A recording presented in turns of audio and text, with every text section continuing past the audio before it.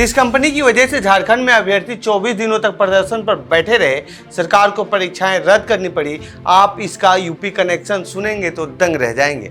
2021-22 में टीडीपीएल ने यूपी विधानसभा और विधान परिषद सचिवालयों की 186 प्रशासनिक पदों की भर्ती परीक्षा कराई थी। नवंबर 2024 में द इंडियन एक्सप्रेस की जांच में सामने आया कि करीब 20% उन पदों पर वीवीआईपी और अधिकारियों के रिश्तेदारों को मिली, जिनकी निगरानी में ये परीक्षा आयोजित हुई थी। इनमें टीडीपीएल के डायरेक्टर रामवीर सिंह और सत्यपाल सिंह के कम से कम 5 रिश्तेदार भी शामिल थे। अब झारखंड में सरकारी भर्ती परीक्षाओं में कथित गड़बड़ियों की जांच कर रही सीआईडी ने रामवीर सिंह और टीडीपीएल के कुछ प्रमुख कर्मचारियों को गिरफ्तार किया है। वहीं यूपी मामले में इलाहाबाद हाई कोर्ट की लखनऊ बेंच ने गड़बड़ियों को चौंकाने वाला बताया था और भर्ती की ईमानदारी और भाई भतीजावाद पर सवाल उठाते हुए सीबीआई जांच की मांग की थी। तो आखिर टीडीपीएल पर इतने सवाल क्यों उठ रहे हैं और झारखंड सीजीएल विवाद में इसकी भूमिका क्या है, तो आइए जानते हैं इस रिपोर्ट में इन्हीं सभी सवालों के जवाब। नमस्कार। मंगलवार यानी 18 अगस्त को द इंडियन एक्सप्रेस की टीम लखनऊ में टीडीपीएल के उस मुख्य कार्यालय पहुंची जिसका पता कंपनी के रजिस्ट्रार ऑफिस कंपनीज यानी आरओसी के रिकॉर्ड में दर्ज है। यह ऑफिस इंजीनियरिंग कॉलेज चौराहे के पास आदर्श कॉम्प्लेक्स की दूसरी मंजिल पर है और यहाँ सिर्फ 2 कमरे हैं।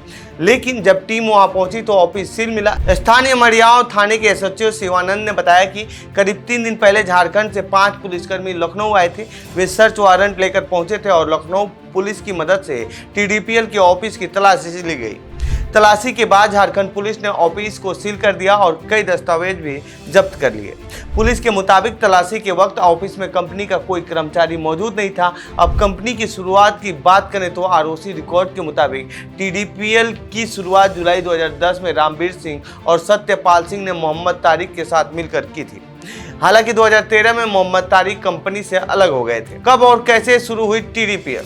अब टीडीपीएल की कंपनी प्रोफाइल के बारे में जानकारी जुटाने पर पता चला कि 31 मार्च 2025 को खत्म हुए वित्त वर्ष के लिए कंपनी की 29 अगस्त 2025 की लेटेस्ट घोषणा के मुताबिक रामवीर सिंह और सत्यपाल सिंह ही कंपनी के 2 प्रमोटर हैं। दोनों की कंपनी में 50-50% हिस्सेदारी है। कंपनी ने कुल 965 कर्मचारियों की जानकारी दी है और ये सभी पुरुष हैं। आरओसी के रिकॉर्ड के मुताबिक 2024-25 में टीडीपीएल का ऑपरेशन से रेवेन्यू 19.62 करोड़ रुपये रहा, जो 2023-24 में 5.23 करोड़ रुपए से काफ़ी ज़्यादा है। वहीं 2024-25 में टैक्स चुकाने के बाद कंपनी का प्रॉफिट 48.54 लाख रुपए की रही।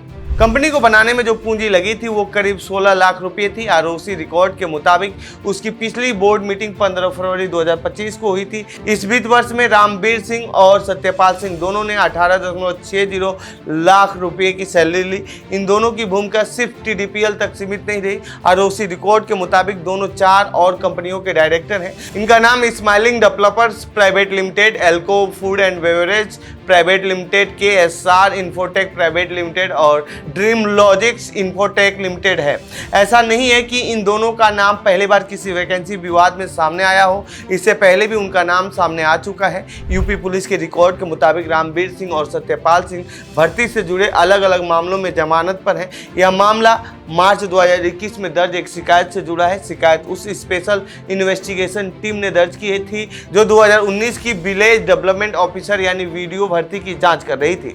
रिकॉर्ड के मुताबिक दोनों 7 अप्रैल 2021 को गिरफ्तार भी हुए थे और कथित तौर पर उनके पास से बड़ी मात्रा में कैश बरामद हुआ था। यानी टीडीपीएल और उसके डायरेक्टर्स को लेकर सवाल सिर्फ मौजूदा झारखंड सीजीएल विवाद तक सीमित नहीं है, पुराने भर्ती मामले भी इसी कहानी का हिस्सा हैं। यूपी और झारखंड पेपर लीक मामले में एक और कनेक्शन है। जब यूपी विधानसभा में जो वैकेंसियां सचिवालय के लिए हुई थी उसमें भी ओएमआर सीट को लेकर खेल किया गया था और झारखंड सीजीएल का जो पेपर लीक हुआ था उसमें भी ओएमआर सीट को लेकर ही खेल किया गया था, जिसके बाद दोनों वैकेंसियों में इस बात की पुष्टि हुई थी कि इस पेपर में कुछ गड़बड़ी है या पेपर लीक हुआ है। तो ये थी टीडीपीएल से जुड़ी हमारी रिपोर्ट। आपको कैसी लगी ये रिपोर्ट कमेंट बॉक्स में बताएं। साथ ही इस पूरे मामले पर आप क्या कहना चाहते हैं कमेंट बॉक्स में लिखें। बाकी देश दुनिया की खबरों के लिए बने रहिए जनसत्ता के साथ। धन्यवाद।